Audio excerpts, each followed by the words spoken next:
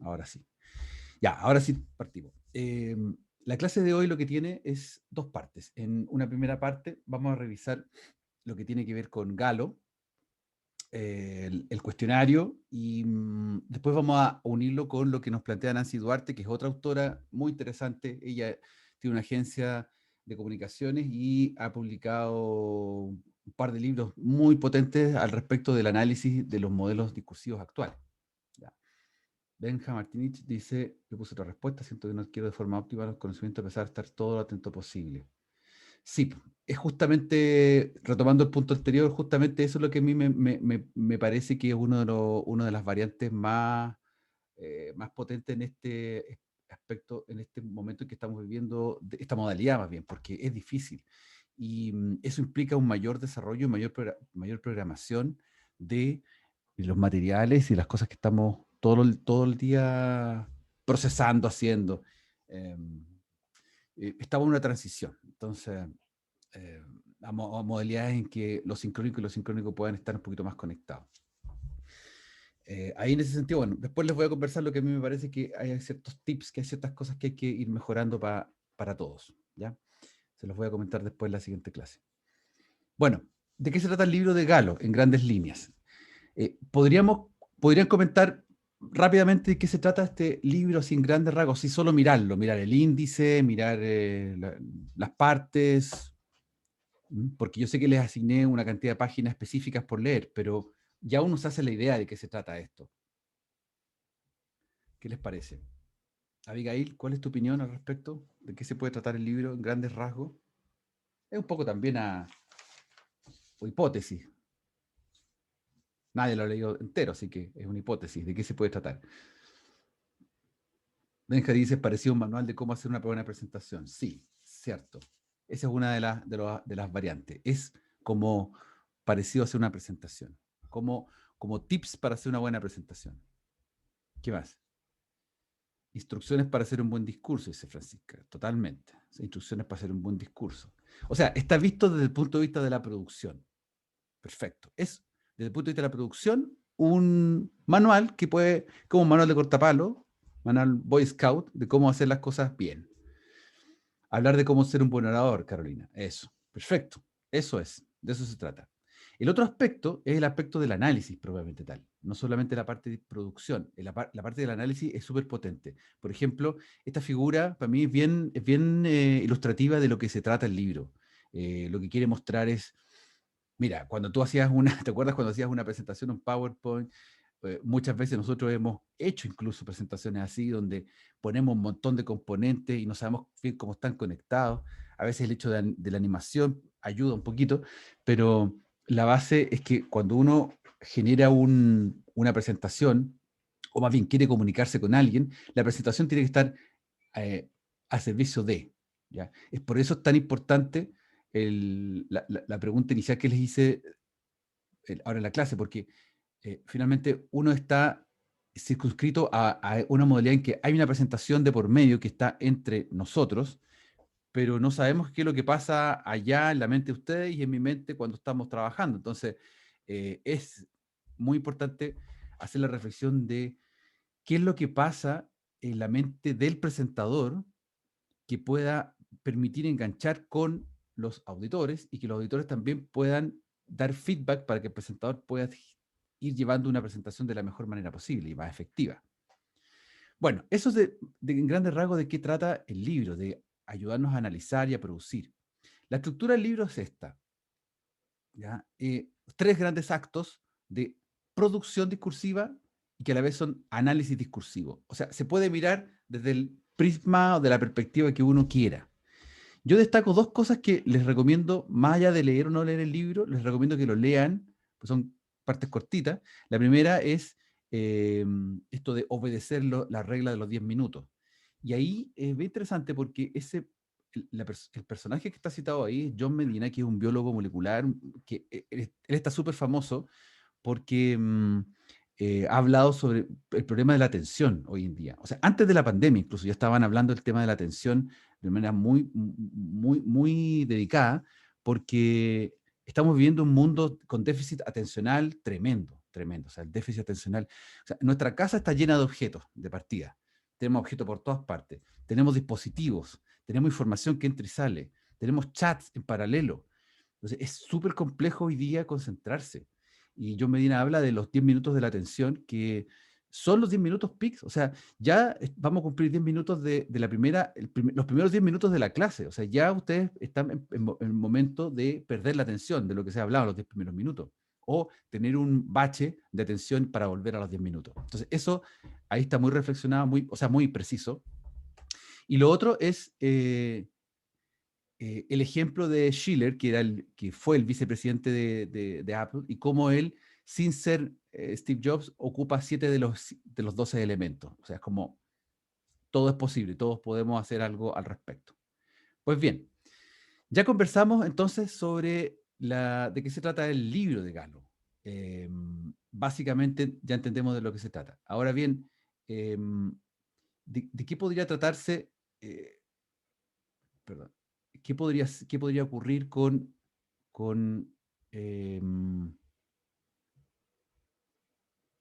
a ver, espérense. Ahí les voy a dejar los resultados de eso.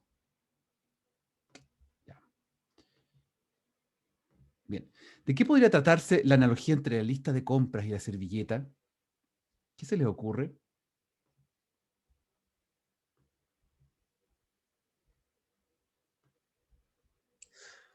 Lo que se dice en el texto sobre la lista de compras es que una presentación marcada punto a punto no mantiene la atención del oyente o de la persona que está viendo la presentación, en este caso nosotros, por ejemplo, y de que las mejores ideas claro, las mejores ideas se pueden realizar en una servilleta, en un espacio muy pequeño, un espacio acotado, pueden ser las mejores ideas para un Perfecto. proyecto. Eso. Exactamente. Por ahí va el asunto. Ahí está. Para los que prestaron atención a lo que dije Benja, ya está la respuesta correcta.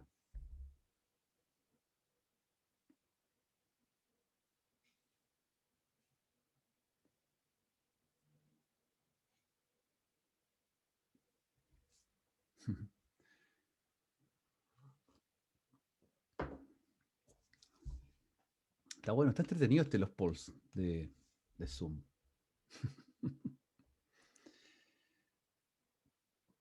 Hoy día ya estamos 11 participantes, 6, ya. Eso, voten todos. La analogía de la servilleta apunta a, en una cena jamás debe faltar, compararla al hito del PowerPoint, plasmar una idea en poco espacio, dibujar artísticamente un concepto.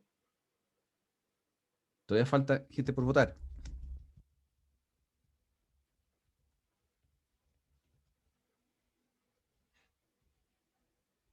Ah, se están yendo a la número 3. Bien, exactamente, por ahí va la cosa.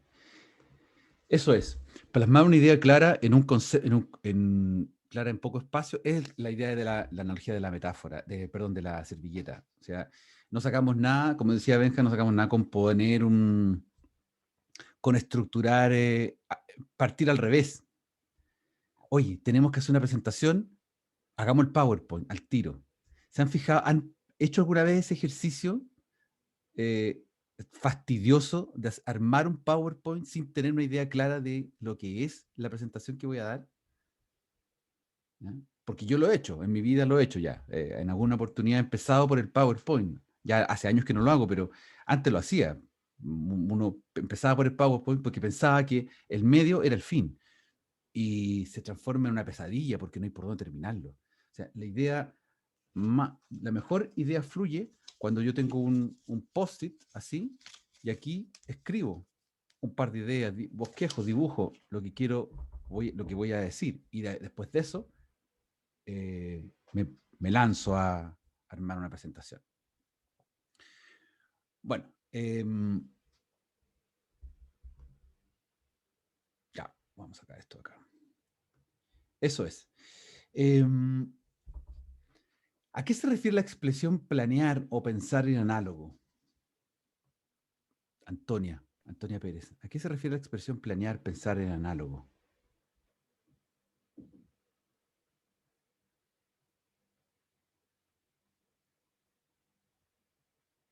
acuerdas? Carolina, Moya, ¿te acuerdas a qué corresponde eso? Pensar en análogo, La verdad es que no, profe. ¿no? Catalina, más o menos, ¿qué Sí, puede profe, ser? me parece que se refería como a la parte que decía que antes de, o sea, que para planear una presentación era mejor hacerla en papel y lápiz, porque así uno como que se enfocaba más en lo que tenía que decir, más en el discurso que en cosas más banales, como por ejemplo, qué imagen poner en el PowerPoint. Claro. Bueno, la pregunta 2 y 3 están muy relacionadas, porque en el fondo, tal vez la pregunta 3 es como engloba a las dos, o sea, pensar en análogo corresponde a esto de ver las cuestiones de una manera em, más holísticamente hablando. O sea, tengo una idea, tengo que desarrollarla y conecto emociones, datos, análisis, y ese pensamiento análogo que es amplio, me permite, aunque a veces tome un poquito más tiempo, sí me permite ver qué es lo importante y poder canalizar mis esfuerzos en función del mensaje que voy finalmente a decir. Entonces, el pensar en análogo es una manera de decir, oye, no vayas, no te adelantes a ocupar una presentación o a pensar que qué lindo te va a quedar si haces una animación, o qué bonito te va a quedar si le pones unas letras bonitas o un diseño gráfico bonito, si es que no antes no tienes la idea de lo que quieres transmitir. Y esa idea viene de distintas fuentes. Okay. ¿Cuáles son los 3 pasos para escribir un storyboard? Si ya tenemos una idea concreta, en la servilleta o en el papel, lo que sea. Y ahora tengo que empezar a guionizar aquella idea, o sea, pensando que tengo una presentación de 20 minutos que hacer y tengo una idea y tengo hartas ideas y hartos datos que poner. Entonces, tengo que planificar. ¿Cuáles son esos pasos para escribir el storyboard? Que de paso, esto es algo que a ustedes les va a ayudar mucho tenerlo muy claro para sus futuras presentaciones. ¿Cuáles serán esos pasos? Diana Sepúlveda, ¿te acuerdas? Por ahí sale incluso en una de las páginas. Sí, o sea, me acuerdo como bien al aire, no como 1, 2, 3, 4, 5, 6, como por Esos orden. tres pasos. O sea, escribir de qué va a tratar lo que voy a hablar, como para mantener un enfoque en el tema. ¿Sí? Y por eso mismo hacer como punteo de las mismas ideas del tema. Y ahí, ¿cuál era? Escribir, primero Producir. escribir. Primero te estás escribiendo, ya, ese es el primer gran paso. Escribir, tirar Ajá, ideas en el papel, hartas ideas, a sí. veces medio desordenadas, tirar unos rayos, unos esquemas, ir para allá, para acá. Perfecto, ahí esa primera parte es así. Ya, bien. Ya, Diana, ahí dejémoslo. Primera parte. Segundo Ya. paso, segundo paso.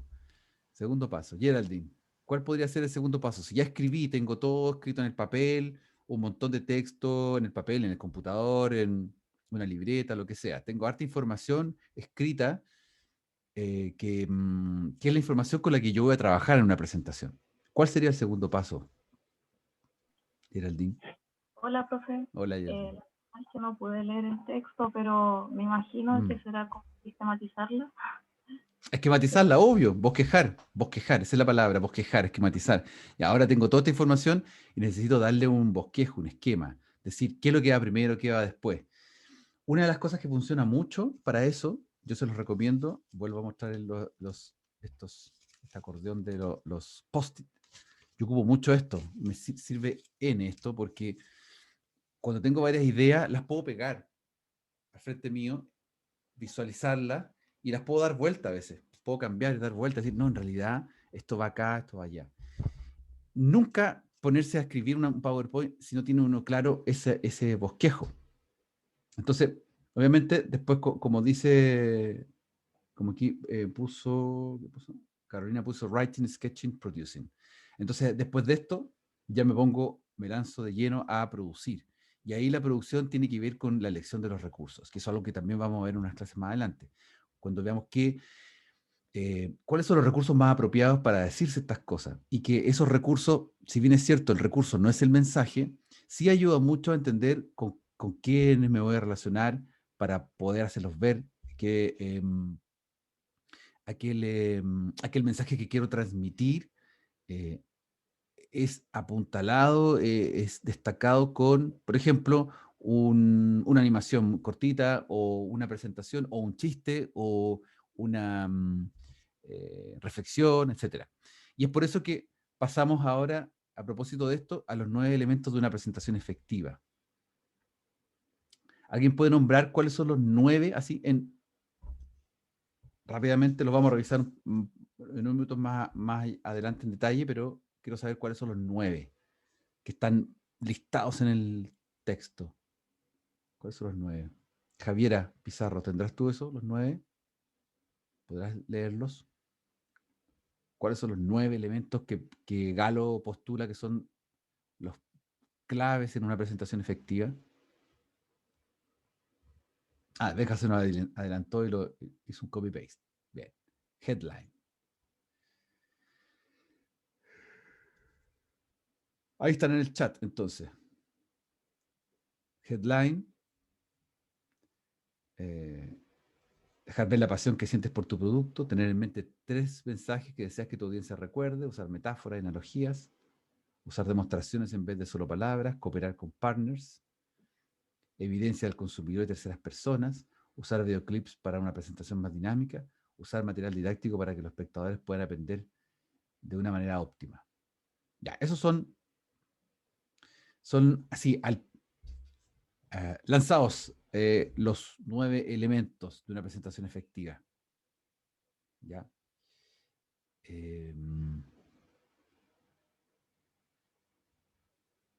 Bien.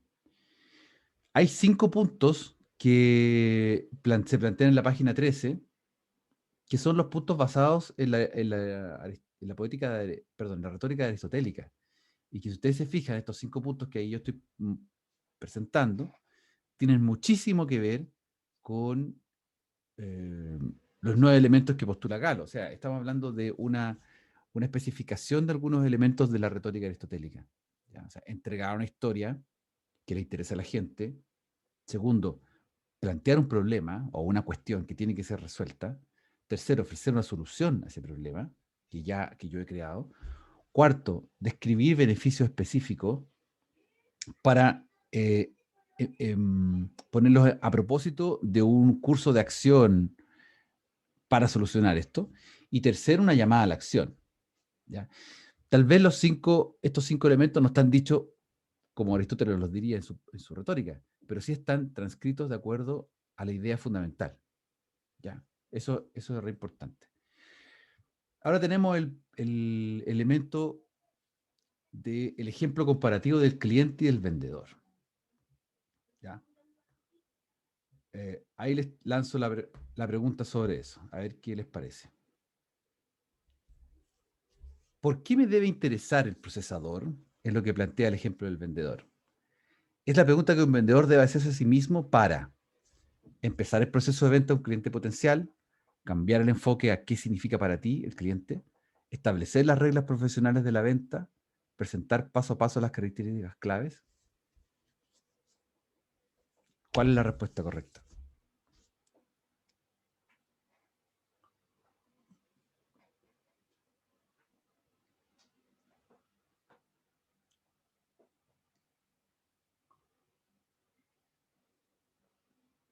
Vamos, solamente 2 personas han contestado.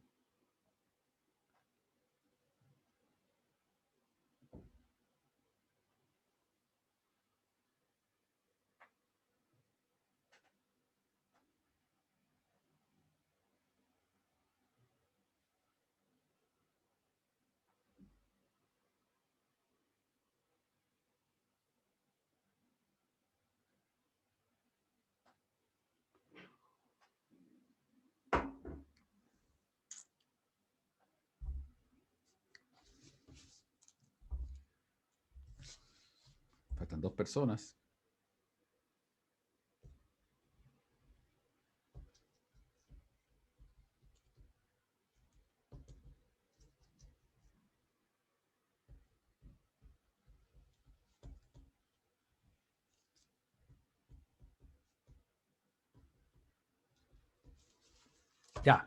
Bien, ahí está.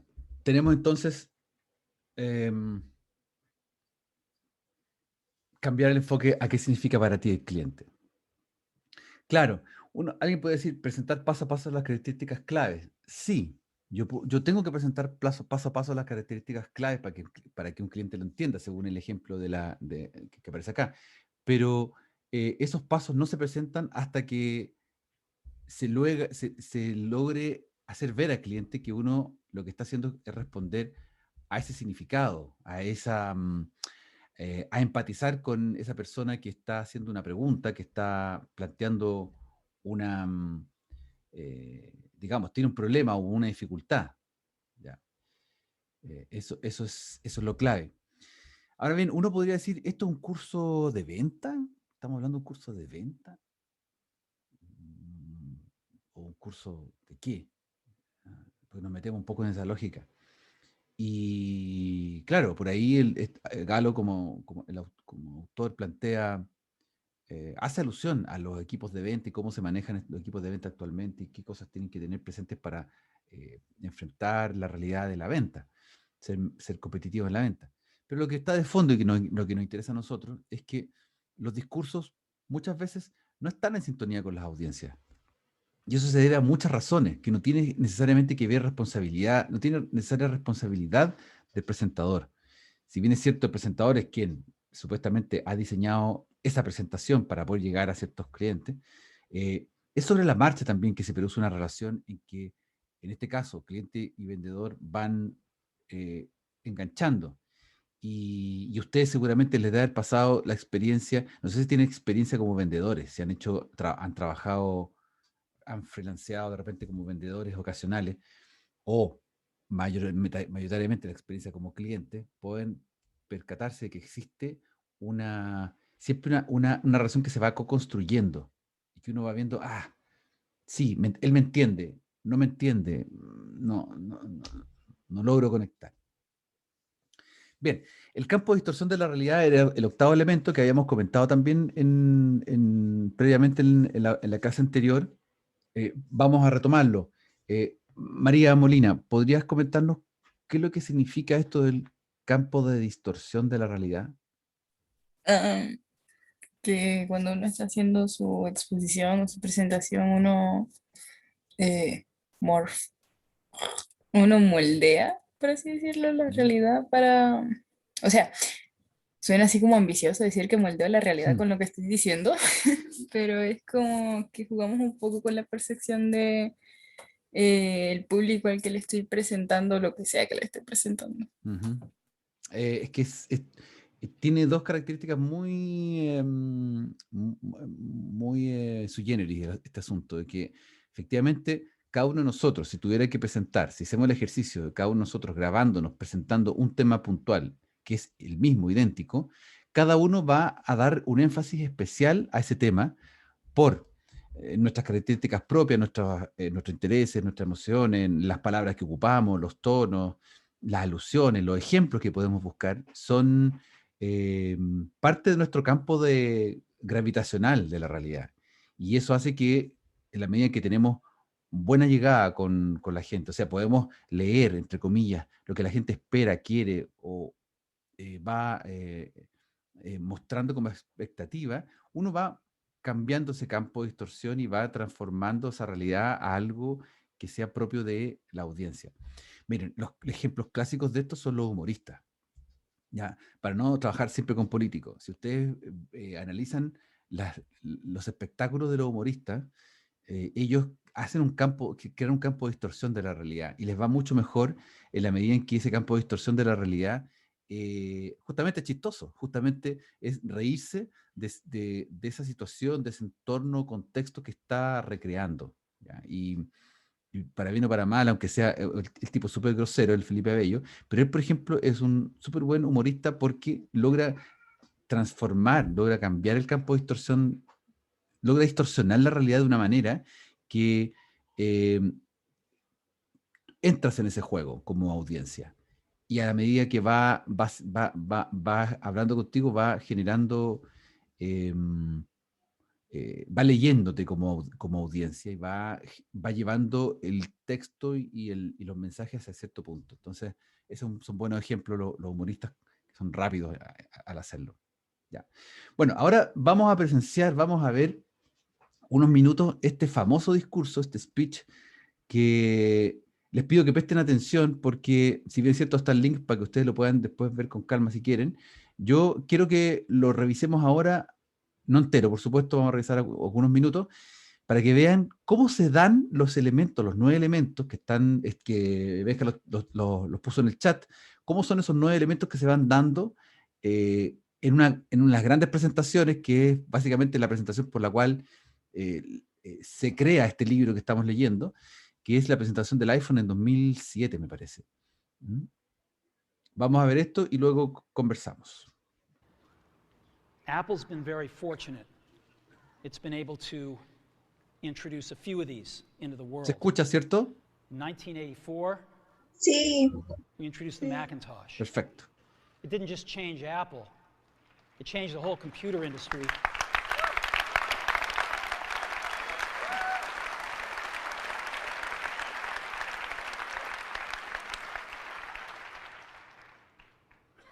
In 2001, we introduced the first iPod. And it didn't just change the way we all listen to music. It changed the entire music industry. Well, today, we're introducing 3 revolutionary products of this class. The first one is a widescreen iPod with touch controls.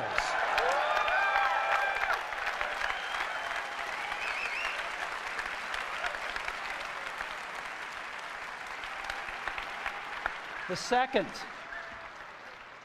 is a revolutionary mobile phone.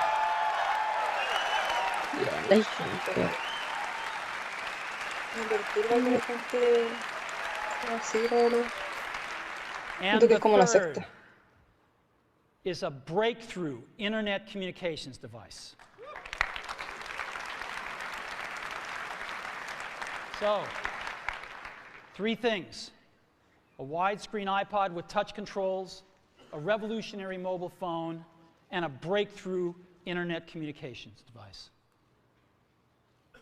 An iPod, a phone, and an internet communicator. An iPod, a phone. Are you getting it? These are not 3 separate devices. This is one device. And we are calling it iPhone. Today,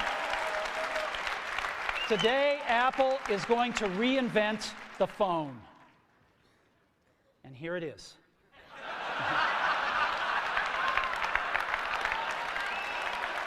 No. Actually, here it is, but we're going to leave it there for now. So, before we get into it, let me talk about a category of things. The most advanced phones are called smartphones, so they say. And they typically combine a phone plus some email capability, plus they say it's the internet, sort of the baby internet, into one device. And they all have these plastic little keyboards on them. And the problem is that they're not so smart and they're not so easy to use. So if you kind of make a Business School 101 graph of the smart axis and the easy to use axis, phones, regular cell phones are kind of right there. They're not so smart and they're not so easy to use. But smartphones are definitely a little smarter, but they actually are harder to use. They're really complicated. Just for the basic stuff, people have a hard time figuring out how to use them. Well, we don't want to do either one of these things. What we want to do is make a leapfrog product that is way smarter than any mobile device has ever been and super easy to use. This is what iPhone is. Okay? So, we're going to reinvent the phone. Now, we're going to start with a revolutionary user interface. Is the result of years of research and development. And, of course, it's an interplay of hardware and software. Now, why do we need a revolutionary user interface? I mean, here's 4 smartphones, right? Motorola Q, the BlackBerry, Palm Treo, Nokia E62, the usual suspects. And what's wrong with their user interfaces? Well, the problem with them is really sort of in the bottom 40 there. It's this stuff right here. They all have these keyboards that are there whether you need them or not to be there. And they all have these control buttons that are fixed in plastic and are the same for every application. Well, every application wants a slightly different user interface, a slightly optimized set of buttons just for it. And what happens if you think of a great idea 6 months from now? You can't run around and add a button to these things. They're already shipped. So what do? It doesn't work because the buttons and the controls can't change. They can't change for each application, and they can't change down the road if you think of another great idea you want to add to this product. Well, how do you solve this? It turns out we have solved it. We solved it in computers 20 years ago. We solved it with a bitmap screen that could display anything we want, put any user interface up, and a pointing device. We solved it with the mouse, right? We solved this problem. So how are we going to take this to a mobile device? Well, what we're going to do is get rid of all these buttons and just make a giant screen. A giant screen.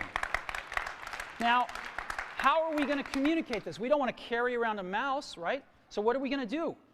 Oh, a stylus, right? We're going to use a stylus. No. No. Who wants a stylus?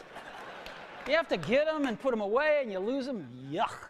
Nobody wants a stylus. So let's not use a stylus. We're going to use the best pointing device in the world. We're going to use a pointing device that we're all born with. We're born with 10 of them. We're going to use our fingers. We're going to touch this with our fingers. And we have invented a new technology called multi-touch, which is phenomenal. It works like magic. You don't need a stylus. It's far more accurate than any touch display that's ever been shipped. It ignores unintended touches. It's super smart. You can do multi-finger gestures on it. And boy, have we patented it.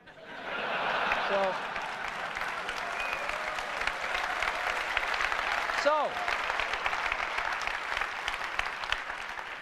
we've been very lucky to have brought a few revolutionary user interfaces to the market in our time. First was the mouse. The second was the click wheel. And now we're going to bring multi-touch to the market. And each of these revolutionary user interfaces has made possible a revolutionary product. The Mac, the iPod, and now the iPhone. Now, so one of the pioneers of our industry, Alan Kay, has had a lot of great quotes throughout the years. And I ran across one of them recently that explains how we look at this, explains why we go about doing things the way we do, because we love software. And here's the quote: "People who are really serious about software should make their own hardware." Alan said this 30 years ago, and this is how we feel about it. And so we're bringing breakthrough software to a mobile device for the first time. It's 5 years ahead of anything on any other phone.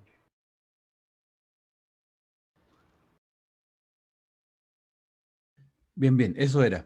¿Se fijan? Si yo me imagino, claro, uno ve este tipo de video y dice un video súper corporativo, como tú decías, debe haber gente pagada, o sea, todos esos ingredientes están presentes. O sea, están gente de la empresa que tiene que estar ahí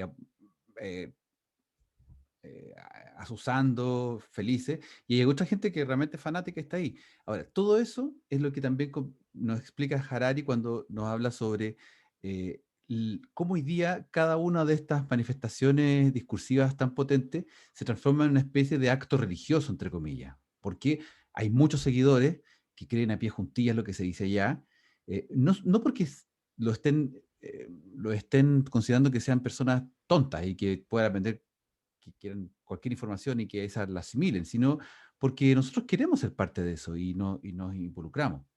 Ya.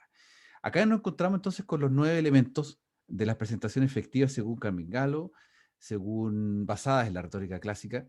Y si nosotros pudiésemos hacer un análisis solo del segmento que vimos recién, se van a dar cuenta que aparecen prácticamente los 9.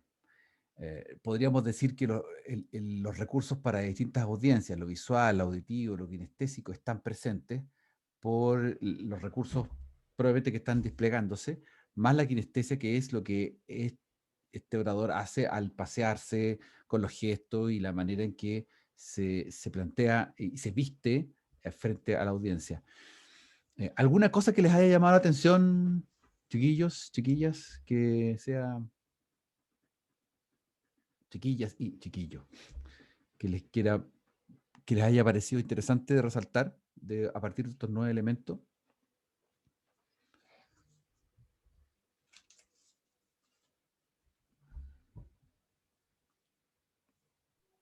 Puede ser como la comparación que al final hace él con su producto con respecto a los otros productos, que es como, ya esto como que ya no se usa, entonces aquí traemos esto que es mucho mejor y tiene esto y este no lo tiene y este sí lo tiene y sí lo tiene y es como, claro que es súper persuasivo, po. Encuentro que ahí como que haciendo esa comparación hace esa magia de que claro, todos los que lo escuchen van a quererlo obviamente, porque es como está basado en una comparación y más encima en estudios y más encima como que todo lo complementa demasiado, creo yo. Claro, exactamente. Sí, es como lo que ocurre cuando uno escucha el concepto del sofista. ¿Han escuchado hablar de eso? El sofista es el que habla, convence, persuasivo, maneja los elementos para generar cierta realidad. Recuerden 3 momentos clave. Tú acabas de manifestar 2 elementos. Súper bien. Con respecto al producto, cómo lo va mostrando, cómo va trabajando las características para ir acrecentando su poder, su validez, su relevancia. Fíjense que el inicio se plantea este gran problema de cómo hacer que un aparato sea revolucionario cuando tenemos este gran problema de la comunicación. Y más allá de... bueno, y se inicia con las 3 partes. El producto tiene 3 partes que majaderamente insisten en mostrarnos esos 3 productos que están dentro de este gran producto. Y luego de esto pasa rápidamente a declarar el estado actual de las cosas, donde en ese esquema muy sofístico, esquema donde pone a un costado izquierdo, pone a toda la competencia relegada, marcada en rojo, ¿ya? Lo proscrito. Acuérdense, ahora el bono de clase media apareció, si tú tenías derecho o no para bono de clase media, aparecías como una X roja. No sé si han visto eso, que mucha gente ha hecho la protesta con ponerse en el perfil de alguna red social como con la X roja. Les debe haber pasado bueno, lo han visto ustedes en sus papás, no sé, en gente conocida.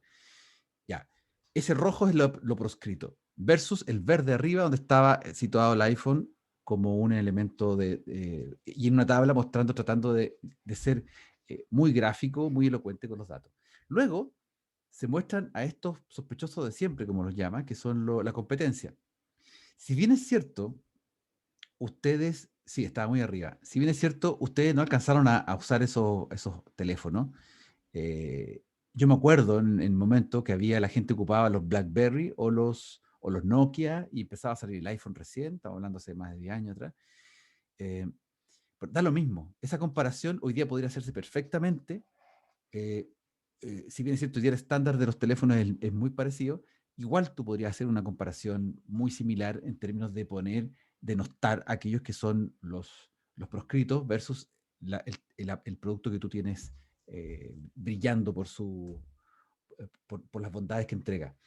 Ahí él tuvo mucha suerte en ese momento para poder mostrar y demostrar rápidamente, pseudocientíficamente hablando, que la mayor cantidad de los componentes que tenía el teléfono, estos botones hacían inservible el teléfono porque no lo podías cambiar para posibles nuevas funcionalidades, lo que desde el punto de vista técnico es incorrecto, porque perfectamente las funcionalidades, los botones se adaptan a la funcionalidad del software. Y eso es lo que ha ocurrido con ustedes, con los teléfonos que ustedes tienen. La funcionalidad sigue siendo la misma a pesar de la app que tengan. Pero no importa, da lo mismo ese elemento técnico si era correcto o no. Lo importante es que lo usó sofisticadamente para generar un nuevo argumento y hacer ver que en realidad la tecnología que sí valía la pena es la nueva tecnología, que en eso sí yo creo que todos estamos de acuerdo, o estuvimos de acuerdo en su momento como grandes consumidores. De hecho, seguimos estándolo, porque todos nosotros ocupamos teléfonos de la revolucionaria interfaz de usuario, que es tocándola con el dedo. Por lo tanto, ahí tenemos un montón de elementos que ya están presentes en la presentación discursiva efectiva. ¿Ya? Bien. Acá yo les dejo una cita que aparece en el mismo libro, en la página 68, en que nuevamente se hace el énfasis del aspecto religioso. Yo no creo, Francisca, que haya mentido, sino que modifica la realidad. Eso es lo que está ocurriendo, es el campo de atracción de la realidad. Y eso les encantaba a la gente. O sea, no solamente a los fanáticos de Mac o a los empleados de la empresa, sino que todos estos años que se hacía, hasta que él se murió, todo el año que se hacía la gran feria internacional de las novedades de informática, de software y hardware en Gringolandia, todos esperaban el discurso de él, porque era realmente un acto teatral. O sea, ustedes vieron cómo él genera un acto teatral importante. Y todos los grandes discursos tienen esta teatralidad.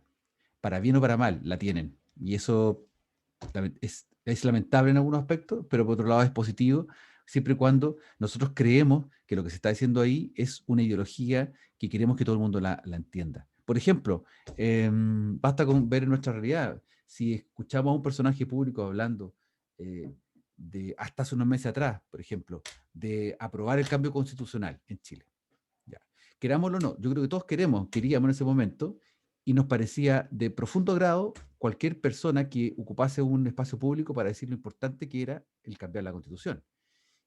Sí nos desagradaba profundamente si es que alguien no lo quería hacer, porque lo veíamos como un tipo obsoleto, que protegía los intereses de una clase en particular, que no se preocupaba por el pueblo, por la gente, etcétera, etcétera. Entonces, para bien o para mal, nos vamos a sentir mucho más cómodos con ciertos discursos que con otros, porque creemos en los valores que están detrás, al margen de que pueda existir un detalle técnico que esté falseado o que sea incorrecto, porque también hay que pensar, hay que conceder el derecho humano en el derecho a equivocarse de todas las personas. ¿Ya? Pues bien, acá yo les dejo algunas preguntas para que ustedes puedan revisar después, en particular sobre el Draw a Roadmap, que esto es complementario. En la página 4961 se enfatizan dos cosas importantes. El uso del número 3, si quieren leer eso un poquito más, el uso del número 3 y el uso de la hoja de ruta para plantear un discurso. ¿Ya? El número 3, hay personajes públicos muy conocidos que ocupan el número 3 para muchas cosas. ¿Se acuerdan inmediatamente de alguno cercano a nuestra realidad chilensis que ocupa el número 3 todo el tiempo? Es súper bonito ocupar el número 3 para ejemplificar cosas, pero a veces suena muy majadero cuando se ocupa tanto el número 3. ¿A quién le resulta majadero de nuestra? Por supuesto. Exactamente. Ese personaje que Francisca señala ocupa el número 3 de una manera muy majadera y muy pedante. Llega a ser, cuando empieza y van el primer adjetivo, uno dice, no, ya vienen dos adjetivos más. ¿Por qué? ¿Ya? Es terrible eso, es para sufrir.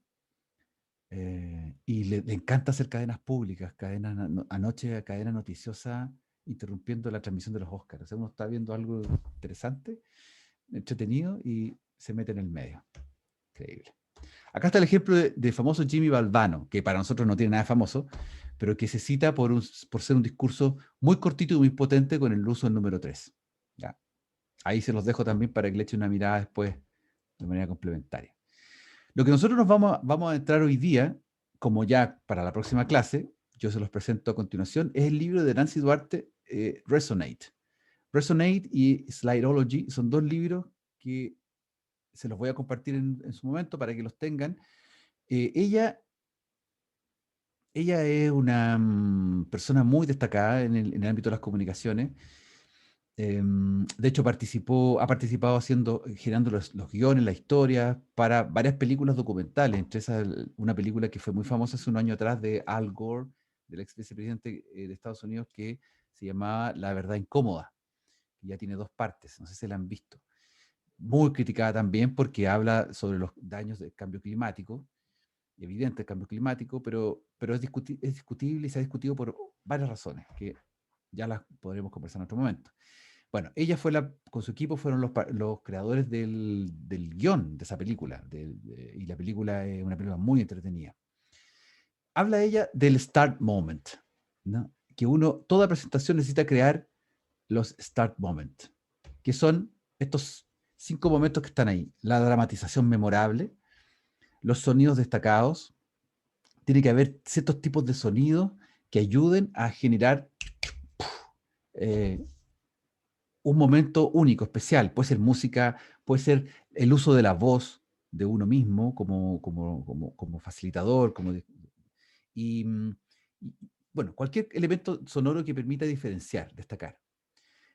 Visuales evocativos, relatos emotivos. Hay que buscar la manera de generar alguna historia personal dentro del relato, o una historia que permita conectar con la realidad concreta, con la cotidianidad. Si no hay eso, estamos fritos.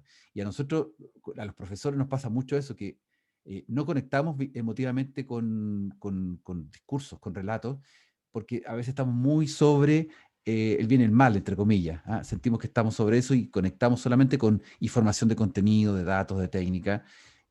Vayan a ver una clase normal en que un profesor se para adelante y habla de un tema, dicta o escribe en la pizarra. Las clases de matemáticas, donde el profesor escribe ejercicios en la pizarra y resuelve ecuaciones y eso fue la clase.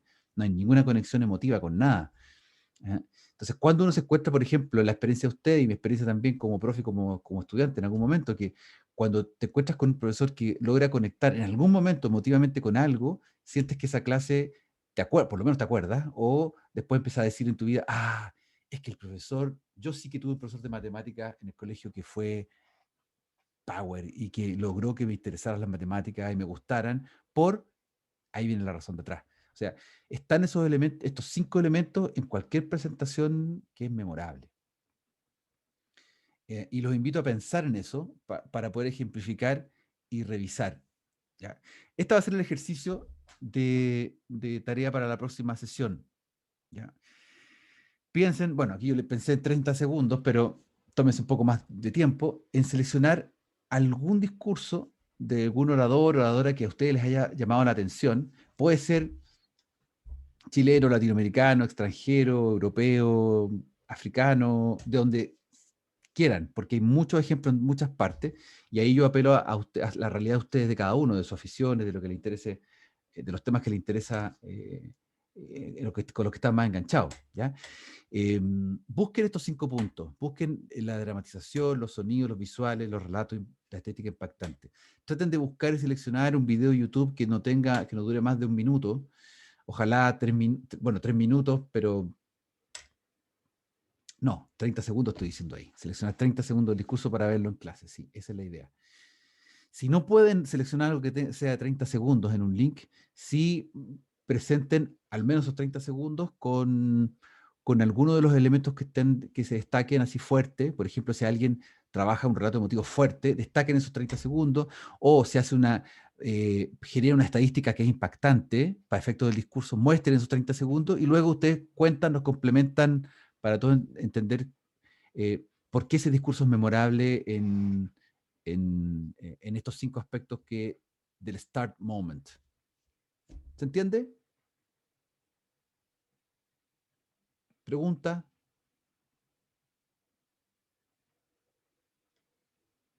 Bien. Que tengan buena semana. Quedamos hasta acá entonces. Que estén muy bien. Nos vemos. Chao. Chao, profe. Chao.